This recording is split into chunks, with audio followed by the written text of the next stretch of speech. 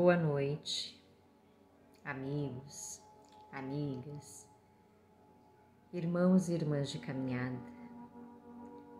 É com muito prazer e muita alegria estar conversando com vocês através deste meio virtual para mais um encontro muito especial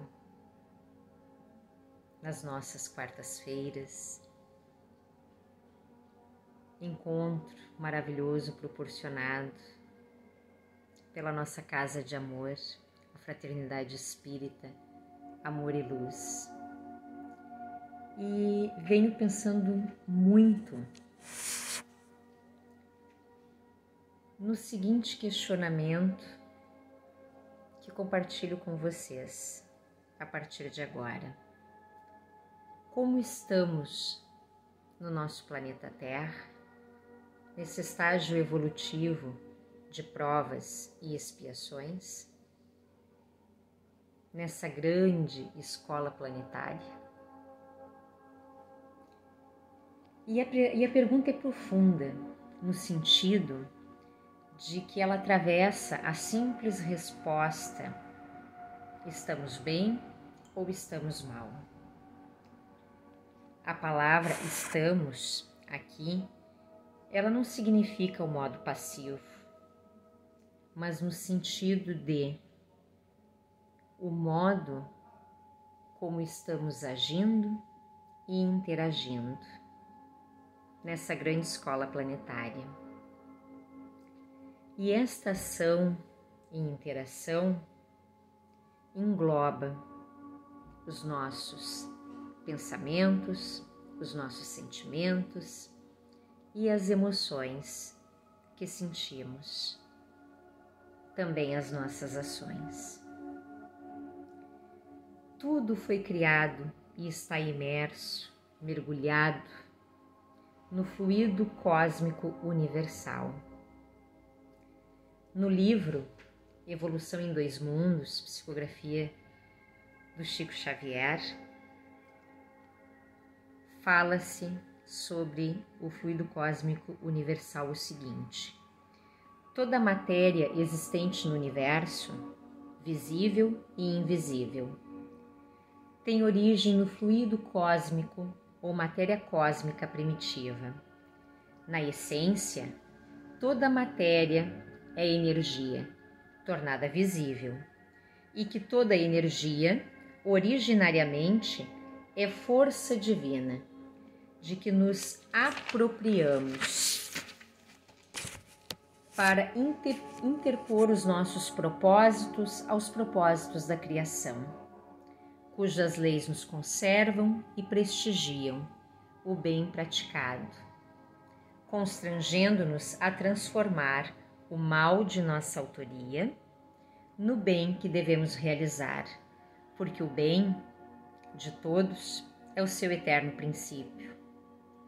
Compete-nos, pois, a notar que o fluido cósmico ou plasma divino é a força em que todos vivemos, nos ângulos variados da natureza, motivo pelo qual já se afirmou, e com toda a razão, que, nas palavras de Paulo de Tarso, em Deus nos movemos e existimos.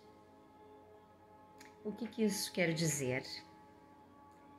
Que nós estamos imersos no mesmo fluido universal, interligando tudo e todos.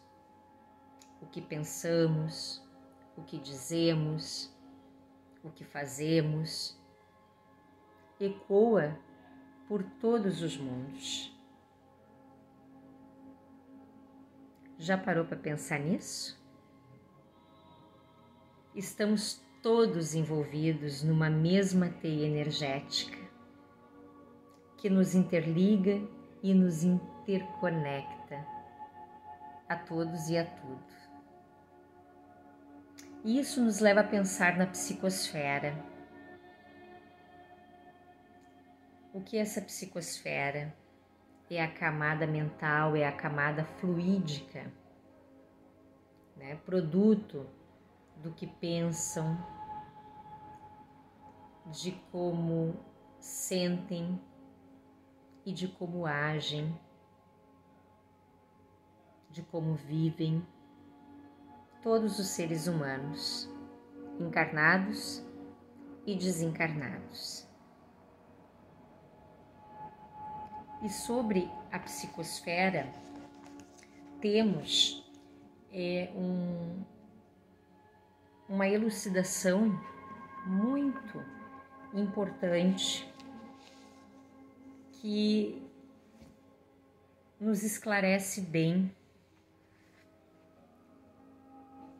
sobre toda essa energia, né, que nos envolve, essa camada fluídica.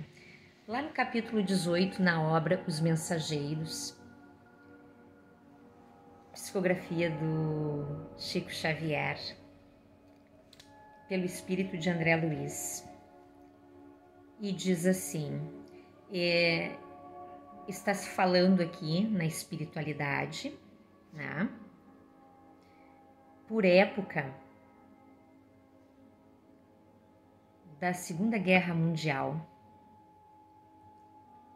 que aconteceu aqui no nosso planeta Terra, de 1939 a 1945. E lá na espiritualidade, então,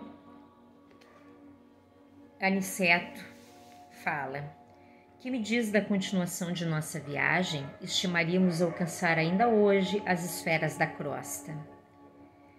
Dirigiu-nos Alfredo significativo olhar e falou: não me sinto com o direito de alterar-lhes o plano de serviço, mas seria conveniente pernoitarem aqui. Nossos aparelhos assinalam a aproximação de grande tempestade magnética, ainda para hoje. Os aparelhos da espiritualidade maior. Sangrentas batalhas estão sendo travadas na superfície do globo. Os que não se encontram nas linhas de fogo permanecem nas linhas da palavra e do pensamento. Quem não luta nas ações bélicas está no combate das ideias, comentando a situação. Reduzido o número de homens e mulheres, continuam cultivando a espiritualidade superior. É natural, portanto, que se intensifiquem ao longo da crosta terrestre espessas nuvens de resíduos mentais, dos encarnados invigilantes, multiplicando as tormentas destruidoras. Então não é só quem estava nos campos de batalha que estava produzindo pela sua ação essas nuvens densas na psicosfera, mas quem estava pensando, né? Quem era a favor, quem fazia os seus comentários, né? Também estava contribuindo para isso. Aniceto escutava com atenção. Não me preocupo com sua pessoa, continuou Alfredo, dirigindo-se de maneira particular ao nosso instrutor, mas esses dois amigos, penso, seriam desagradavelmente surpreendidos. Tem razão, concordou Aniceto, e esboçando significativa expressão fisionômica, prosseguiu. Avalie o sacrifício dos nossos companheiros espirituais nos trabalhos de preservação da saúde humana. São grandes servidores. De quando em quando, observo-lhes pessoalmente os núcleos de atividade santa. A humanidade parece preferir a condição de eterna criança. Faz e desfaz os patrimônios da civilização, como se brincasse com bonecas. Nossos amigos suportam pesados fardos de serviço para que as tormentas magnéticas, invisíveis ao olhar humano, não disseminem vibrações mortíferas, a se traduzirem pela dilatação de penúrias da guerra e por epidemias sem conta. Vejam o que nós produzimos, né? Pelas nossas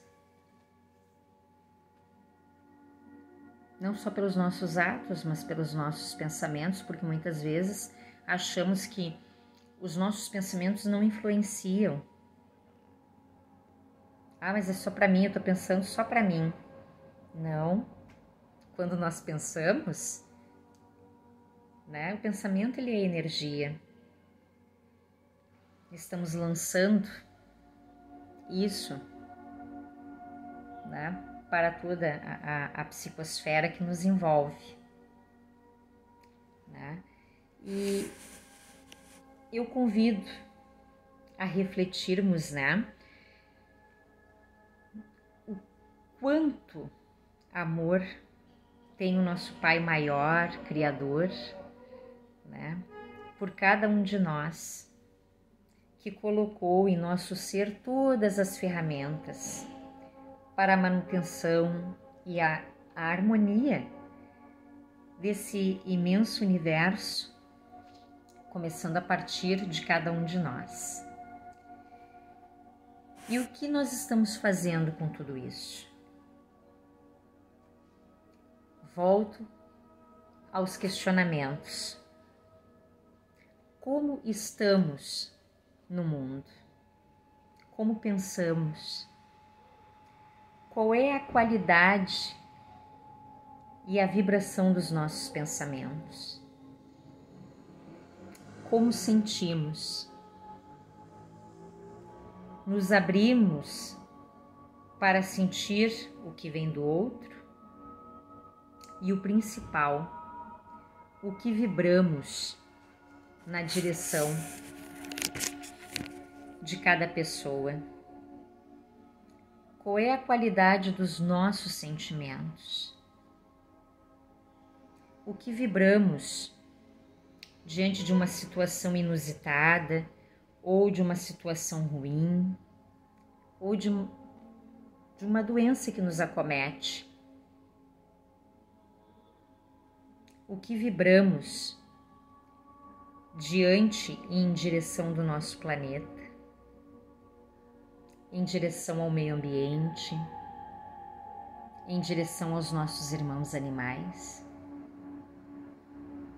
Não esqueçamos, meus amigos, que o outro não é somente o outro ser humano encarnado, físico, que está na minha frente, mas o outro é também o desencarnado. O outro é também a natureza, o planeta, na sua completude física. E como está a nossa ação? Uma vez que a nossa ação resulta dos pensamentos, dos sentimentos e das emoções que temos. Será que não precisamos mudar o nosso modo de estar no mundo? Será que não precisamos mudar a forma de nos relacionarmos uns com os outros? Será que não precisamos mudar a visão que temos do outro? Saindo de uma visão julgadora para uma visão mais acolhedora? Será que poderíamos tentar ver o mundo físico a partir dos nossos olhos espirituais? Por exemplo, ver que a natureza, os mares, os rios, os oceanos, as florestas, as montanhas, os nossos irmãos animais, ver que eles não estão aqui para nos servir, porque essa é uma visão muito empobrecida da realidade. É uma visão apenas dos nossos olhos físicos. Mas entendermos que o universo físico nos foi confiado para que nos auxilie no progresso que nós precisamos fazer. Portanto, precisamos interagir, aprender com a natureza, preservá-la, e não destruí-la, não dominá-la, como sempre queremos fazer. Será que não devemos buscar nos instruir mais acerca de como funciona o mundo espiritual? Como está o nosso relacionamento com os desencarnados?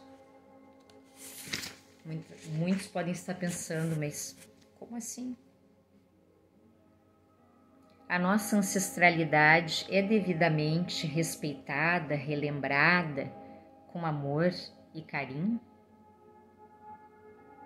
Contribuímos com as nossas orações para acalentar, acalmar, para lançar luz sobre aqueles que estão fazendo a sua passagem ou que já se encontram no mundo espiritual? Aqui, direcionando também e principalmente as nossas orações e vibrações de luz para os que foram nossos algozes, ou os que estão em sofrimento por serem muito materialistas, ou por não compreenderem que fizeram a passagem, ou porque vibram no ódio, na infelicidade, na raiva, no rancor. Vibram ainda nos sentimentos inferiores? Meus irmãos, minhas irmãs de caminhada, vivemos um período bastante conturbado na esfera política, na esfera econômica, pandemia, muitos desencarnes, muita violência. Enfim, não podemos esmorecer. Lembremos que a oração é uma poderosa ferramenta de diluição das forças trevosas. Orai e vigiai, já dizia o Mestre Jesus. E sobre o poder da oração, ainda no capítulo 18 dos Mensageiros, mais para o final deste capítulo, nós temos assim, onde André Luiz diz: como é angustiosa, porém, a destruição pela guerra. Nestes tempos, contudo, observou Alfredo bondosamente, a prece é uma luz mais intensa no coração dos homens. Bem se diz que a estrela brilha mais fortemente nas noites sem luz. Imaginem que, para iniciar providências de recepção aos desencarnados em desespero, já fui mais de uma vez aos serviços de assistência na Europa. Há dias, em missão dessa natureza, fomos eu e alguns companheiros aos céus de Bristol. A nobre cidade inglesa estava sendo sobrevoada por alguns aviões pesados de bombardeio. Eles estão falando da Segunda Guerra Mundial. As perspectivas de destruição eram assustadoras. No seio da noite, porém, destacava-se a nossa visão espiritual, um farol de intensa luz. Seus raios faiscavam no firmamento, enquanto as bombas eram arremessadas ao solo. A chefia da expedição recomendou nossa descida no ponto luminoso. Com surpresa, verifiquei que estávamos numa igreja, cujo recinto devia ser quase sombrio para o olhar humano, mas altamente luminoso para os nossos olhos. Notei então que alguns cristãos corajosos reuniam-se ali e cantavam hinos. O ministro do culto lera a passagem dos Atos, em que Paulo e Silas cantavam à meia-noite, em notas de fervorosa confiança. Enquanto rebentavam estilhaços lá fora, os discípulos do Evangelho cantavam unidos, em celestial vibração de fé viva. Nosso chefe mandou que nos conservássemos de pé diante daquelas almas heróicas, que recordavam os primeiros cristãos perseguidos em sinal de respeito e reconhecimento. Ele também acompanhou os hinos e depois nos disse que os políticos construiriam os abrigos antiaéreos, mas que os cristãos edificariam na terra os abrigos antitrevosos. Esse é o poder da oração. Esse é o poder da positividade. Então, busquemos aumentar o nosso nível energético do nosso campo vibracional. E para isso temos várias ferramentas. Várias. Como nós vimos o poder da oração, né? Proferirmos preces fervorosas assim, com todo o nosso sentimento. Fazermos meditação, proferirmos mantras, assistirmos a bons filmes, lermos bons livros, leituras edificantes, ter uma conversa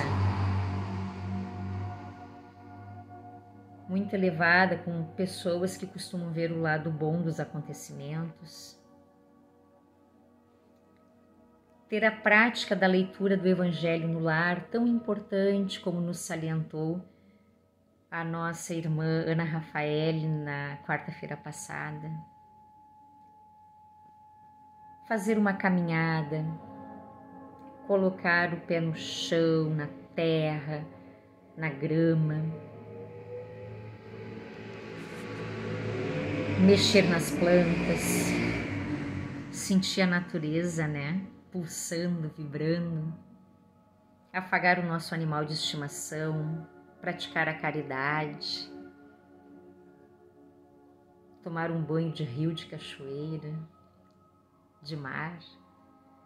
Enfim, a gente poderia passar aqui a noite falando dessas várias ferramentas que nós temos acesso,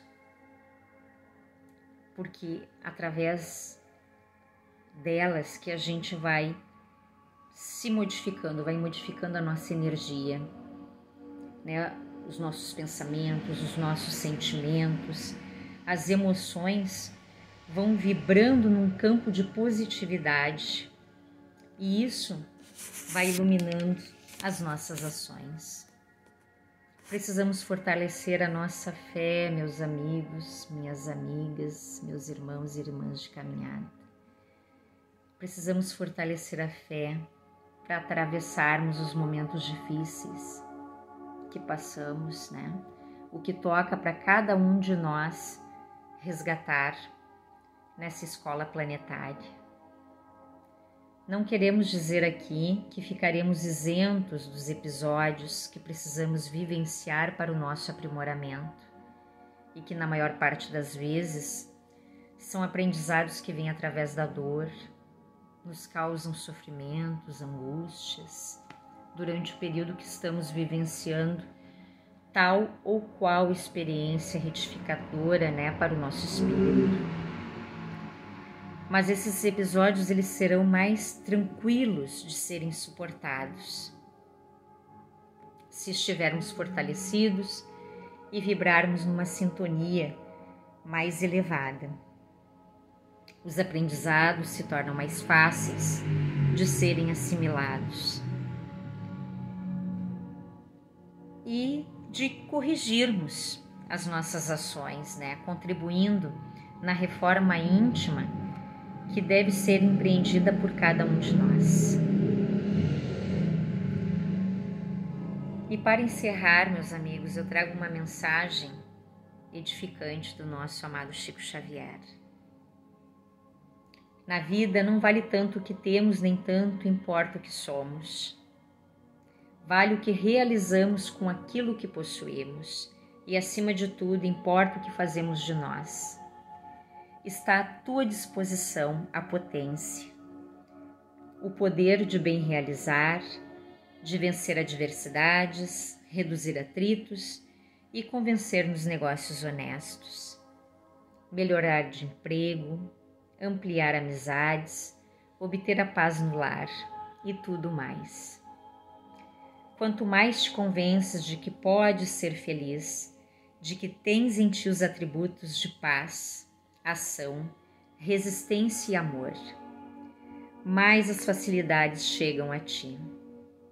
No entanto, se preferes viver em lamentações, na recusa à prática do bem ou no cultivo de vícios, ergues desnecessariamente barreiras a ti mesmo. crê em ti mesmo, age e verá os resultados. Quando te esforças, a vida também se esforça para te ajudar. Espero, meus amigos, amigas, que vocês possam refletir sobre esses questionamentos e que a conversa dessa noite possa inspirar a todos nós a termos força, coragem e fé na nossa caminhada. Rogamos a Deus, nosso Pai de infinita bondade, nos conceder luz, paz, discernimento e esclarecimento, para que possamos fazer as escolhas mais acertadas que contribuam na nossa evolução de espírito que somos e que momentaneamente estamos aqui neste planeta. Gratidão profunda pela paciência de me escutarem nesta noite. Gratidão imensa pela oportunidade do trabalho. Uma noite abençoada, de muito amor, muita luz e muita paz para todos.